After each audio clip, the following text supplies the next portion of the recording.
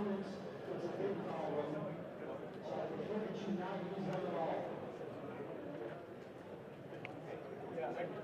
I grabbed 43 because I was delivering. Let me go see if Hello everyone and welcome to round 4 of Grand Prix Atlanta 2012. You are going to see ATL Aintrazi. You've got a glimpse of him there, and he is up against Owen Turtenwald, both of the United States. There's Ali, the former US national champion, getting ready to go. Already someone watching in from the pillar.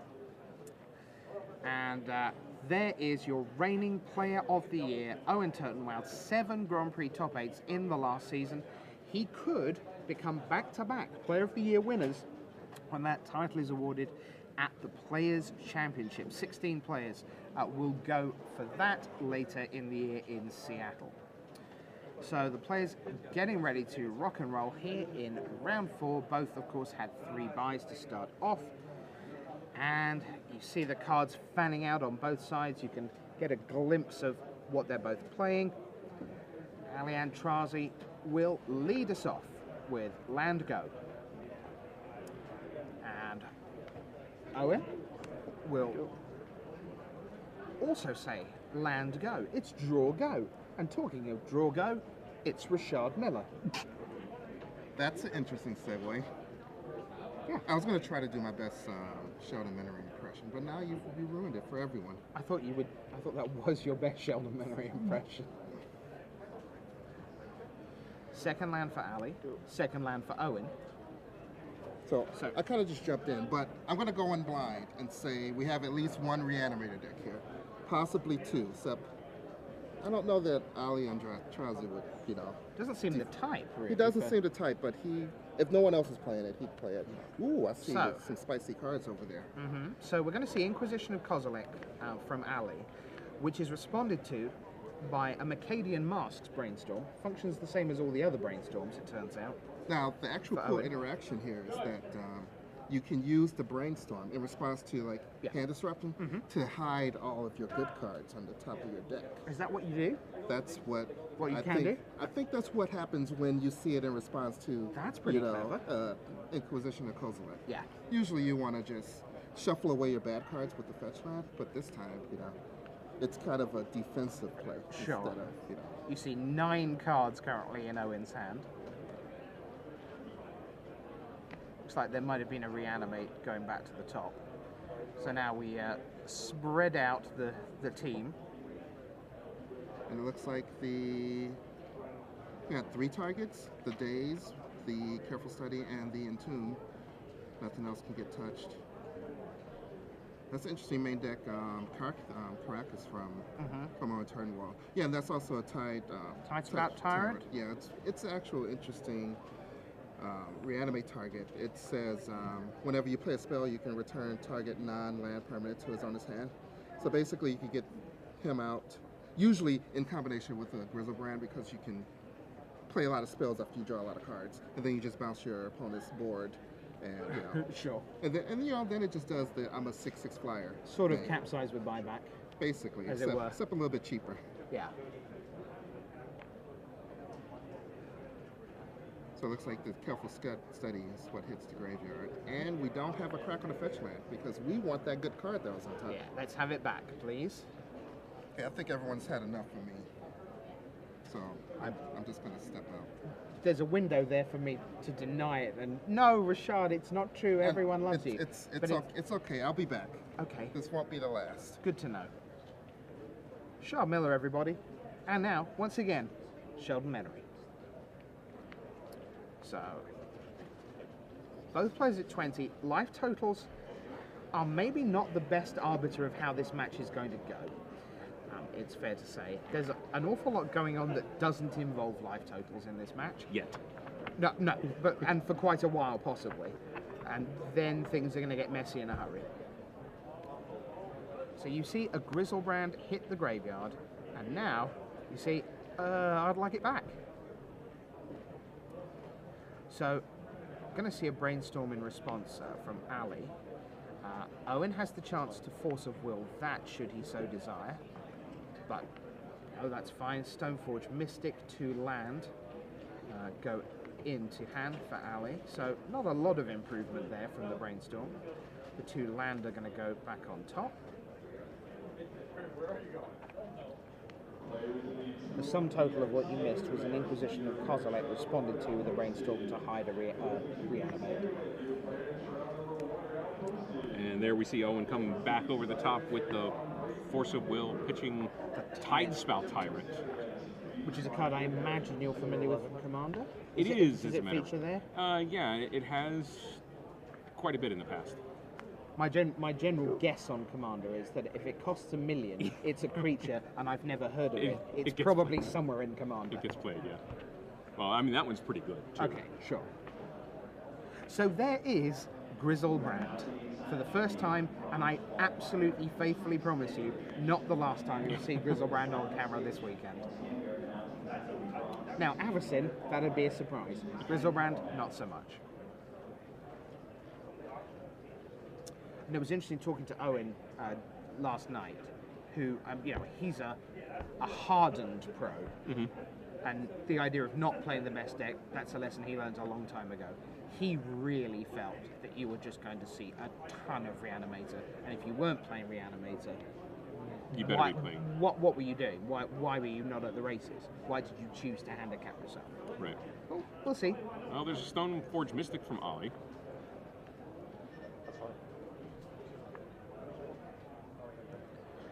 So his options here, one imagines there's a Batterskull and an Ozawa's Jitty somewhere in there. And it is indeed Batterskull that gets found. Top tip, don't leave that on the bottom of your library. Top tip, yeah, that's the pro play, right? Yeah. Here's an idea. Batterskull also a card that sees some playing Commander. Gives a guy Vigilance, gives a guy Lifelink. Sure. The Germ, it's fine, but putting that on a Tidespout Tyrant, for example. But the concept is about the weapon. Yes. So it's more the germ of an idea. If I had a knife right now, it would not be in my hand, it would be in Rich Hagon's ribs. Oh, lovely thought. So we see Ollie with a handful of lands now, which is not a comforting thought facing down Grizzlebrand. Yeah.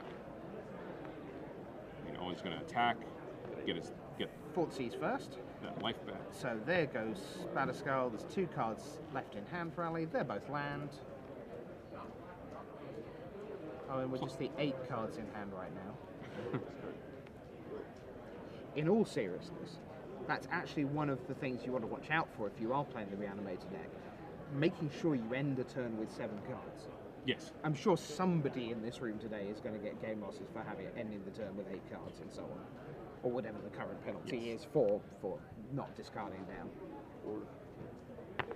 And actually, it probably is something like a game loss at this level. Currently not a game loss. Oh, really? Even Right, so even no, it's just competitive. a game violation. Oh, sure. So, unsurprisingly, Owen won that one, because Grizzlebrand's quite good. And we may be saying that again before the day is through. So there is your reigning player of the year. As we say, 7 Grand Prix top 8s in one season. That is an all-time record. Other players have had 6 before. Yuya Watanabe in his Player of the Year campaign, notably in 2009. 7, nobody.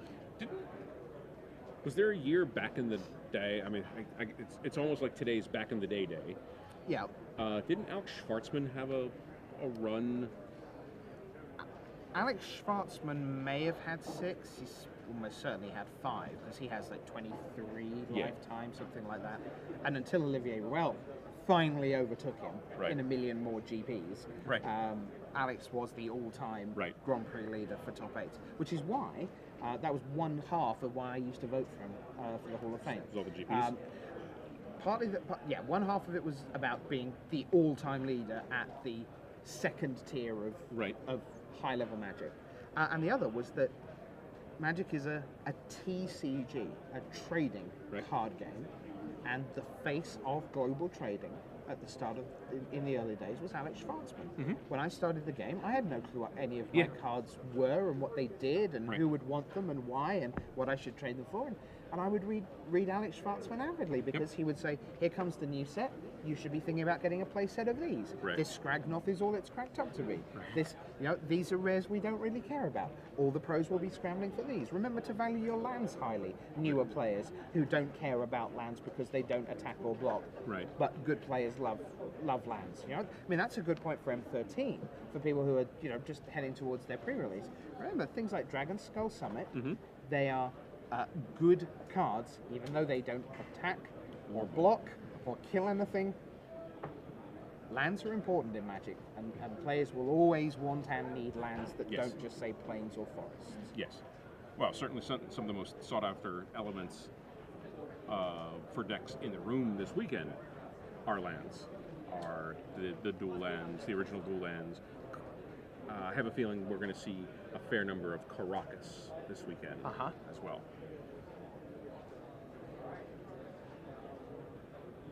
See, looks like Ali is shipping out at least one Stoneforge Mystic.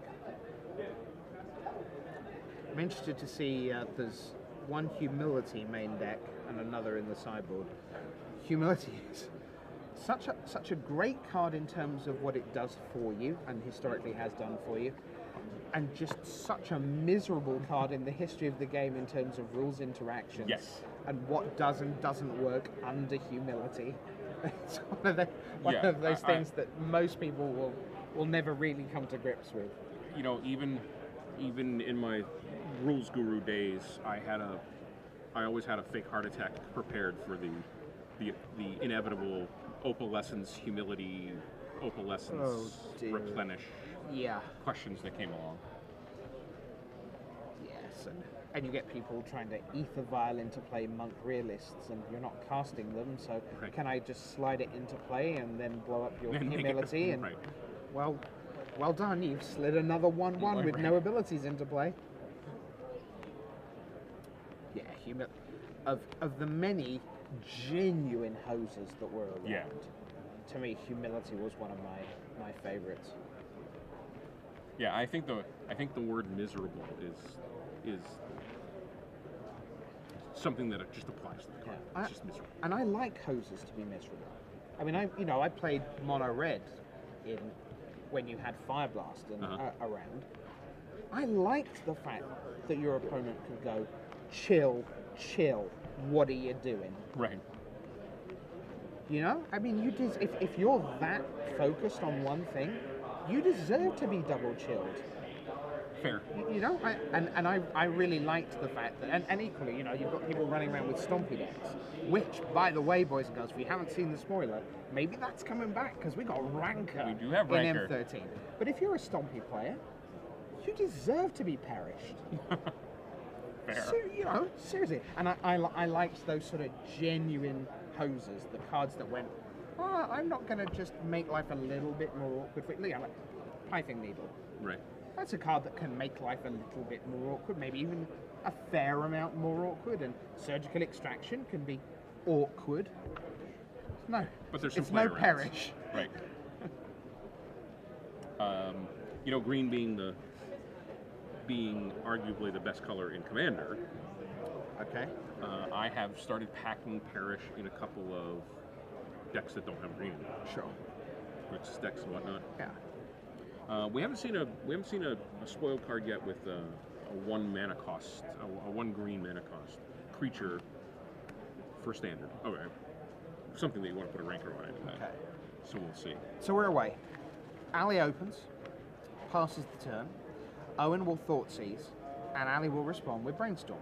The same interaction that we saw back the other way in Game 1 with Inquisition of Kozilek. This time it's Ali who has the chance to hide something away on top of his deck. Certainly going to hide away the Humility and the Gilded Drake. Is Humility a Phil Folio card? It's Yes. It's very iconic card, isn't it? Yeah. I believe it to be. I have a Phil feeling or that's Kaya right. Folio, one of the two. Yep, Phil Folio. Go me. So a Thoughtseize will bite the dust, but will still leave Ali with one in hand, so he has some disruption. Also has Gilded Drake there, which we spoke about in round 3. Thoughtseize back the other way.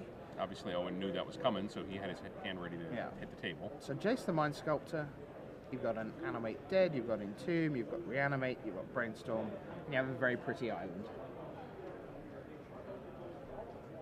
So, I mean, if you have the Gilded Drake and the Humility in your hand, or at least we know the Humility is on top of Ollie's library, is it difficult in that situation to keep from kind of smirking, knowing that Owen's going to entomb that Grizzlebrand and reanimate it? Yeah, it's going to be quite interesting because they now have both close to perfect information. Right. I mean, obviously, Owen doesn't know about the Gilded Drake since that was what Ollie brainstormed away. Sure.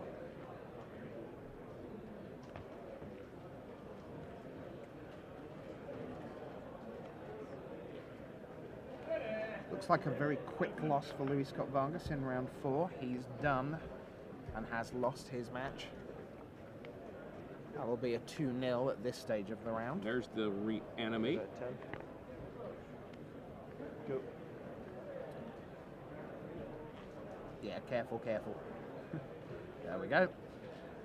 So, we're about to see the perfectly fair exchange of a 3/3 flyer for a Grizzlebrand. Ka-ching. There is the Gilded Drake. Go to 3. Owen's going to draw some cards. Yes. Many. 7 to be exact.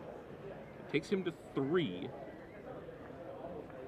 But if he doesn't have an answer for this, The thing is, he obviously, well, logically he does, in the sense that when you draw 7, that you would look to do exactly that. Force of Will and another blue. That there's a good chance that somewhere in 10 cards, he's got a Force of Will. And that could be very close to game. 11 to 9. Because Owen's back up to 9. Ali will take 7 and drop to 11. I was like, let me read this guy again. There's a Saga rare, I think. Urza Saga, yep. And it is targeted, and if you can't make the exchange for any reason, you have to sacrifice the Gilded Drake. I think Ollie's got to hope he sticks this Humility. Is that his only? That really is only out? There's not a lot else he can do, is there? I mean, does he have another Gilded Drake he can find? He's got one in the sideboard. No, that was his Gilded Drake. Right, and he doesn't have white right now.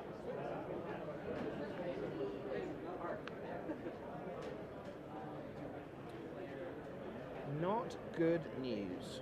And it's double white as well.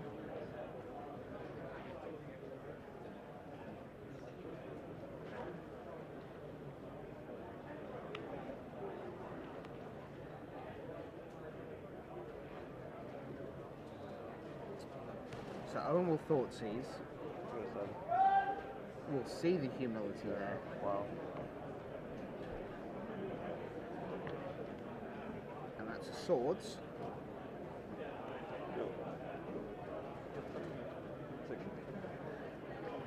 So that's not a white source either. Ali passes. Draw step. Click. That's fine. Target me. So you see the hand again. We've got Show and Tell, Reanimate, Jace the Mind Sculptor, Animate Dead. It's a Jace that goes away. Draw 5.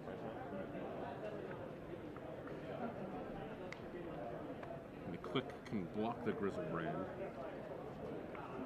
Which buys Sally a little bit of time. If you can find a white source. It's got another Swords.